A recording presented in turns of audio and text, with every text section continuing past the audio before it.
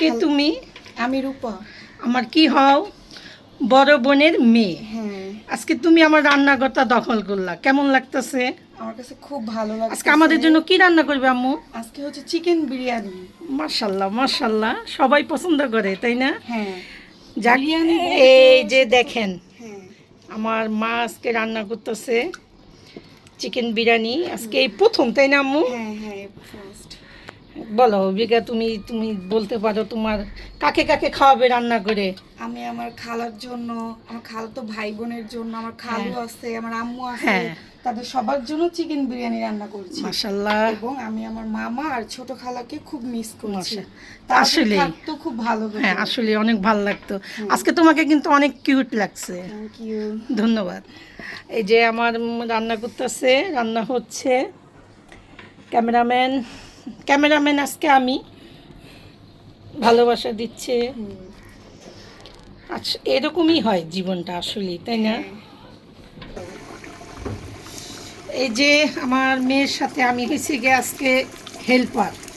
পোলার চালটা দিয়ে দিলাম।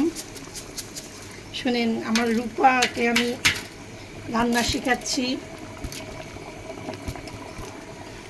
আজকে মূলত বিরিয়ানি হবে শুক্রবার। শুনেন, সবসময় বিরিয়ানিটার চালটা আমি গরম পানি দিব।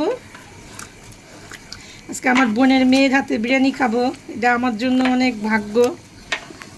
এরকম ভাগ্য কয়জনের হয় বলেন, ছেলে মেয়ের হাতে রান্না খাওয়ার জন্য। আমার ছোট মেয়ে অনেক সুন্দর করে রুটি বানাইতে পারে, মাশাআল্লাহ।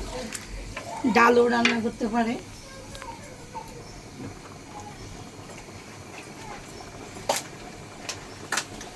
মশলা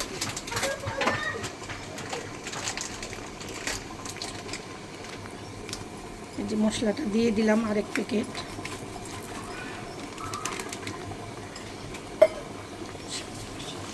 বিসমিল্লাহ। 1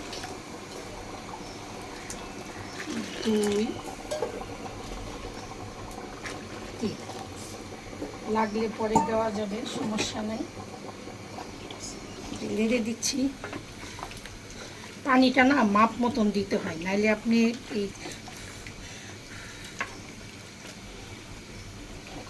লাগলে আবার দিব স্যামসাং গ্যালাক্সি S10 কিনে ইনশাল্লাহ। চালু করে।